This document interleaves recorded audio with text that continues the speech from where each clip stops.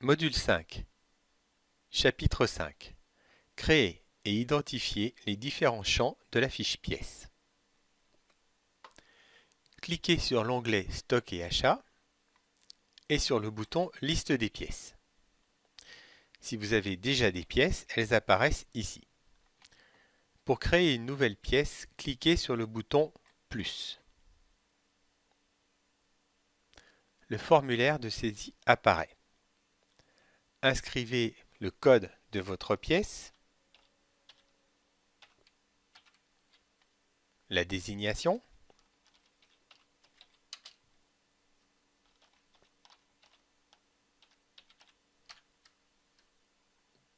sauvegarder pour activer les autres champs.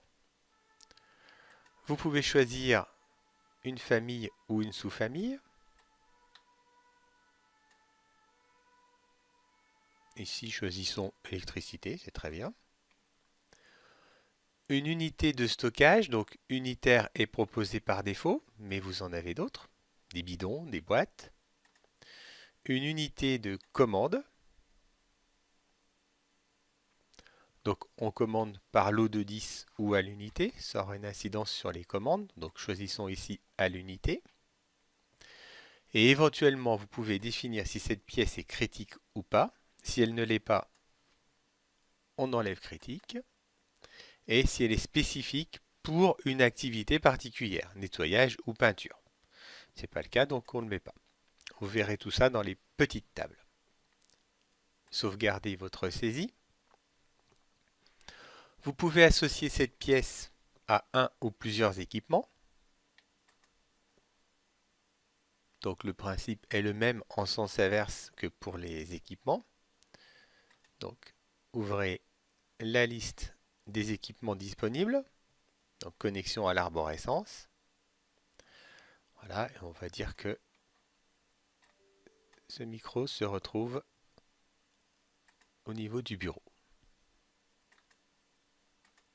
Sélectionné. Et que j'en ai un. Sauvegarder ou sauvegarder plus si vous souhaitez faire plus de saisie ou d'association. Les documents, donc documents, toujours le même principe, vous cliquez sur le plus, un document sur votre ordinateur ou sur le serveur que vous associez à cette fiche pièce. Et les fournisseurs possibles pour cette pièce. Plus. On va choisir CETIB.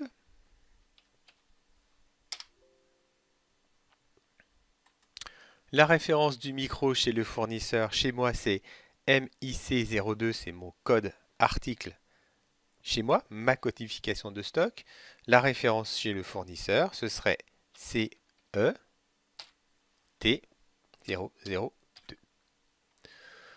J'achète ce micro 20 €. Il m'est livré en 3 jours. Et le tarif proposé par le fournisseur est valable jusqu'en 2018.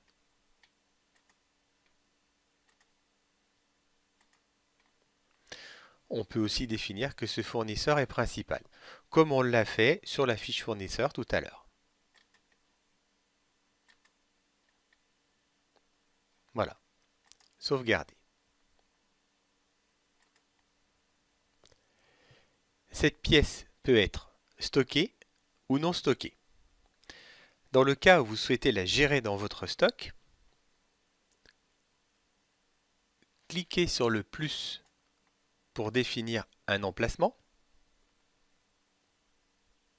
Donc position dans le magasin. Vous aurez ici tous les emplacements préalablement définis pour votre magasin. Donc on va dire que là, le micro est dans l'atelier maintenance. Sélectionnez. Sauvegarder. Donc vous pouvez constater que vous avez accès à des quantités, un seuil de réapprovisionnement qui est à 0. Par contre, le réapprovisionnement automatique n'est pas activé. Donc votre pièce, pour l'instant, n'est pas à l'état stocké. C'est juste une information qu'elle serait là si vous approvisionnez. Si vous cochez approvisionnement automatique,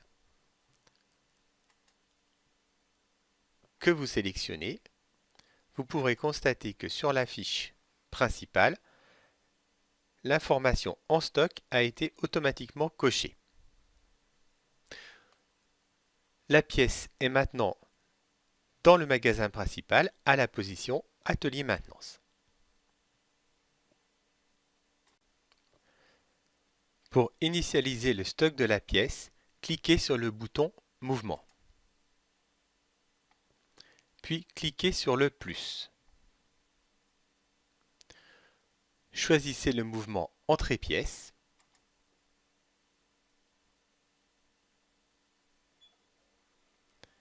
Et renseignez le formulaire. Notez bien que pour avoir le droit de faire un mouvement, il faut que l'utilisateur connecté, ici Cyril Dignac, ait été préalablement défini comme magasinier. Choisissez la pièce, donc là si on tape MIC, on préfiltre notre recherche. Donc je cherche mon micro Logitech. Date aujourd'hui, quantité, je rentre 10 micros pour un coût unitaire de 5 €. Je peux donner une référence, CDE 001, numéro de commande, et je sauvegarde. La valeur de mon mouvement est de 50. Si je consulte maintenant ma pièce,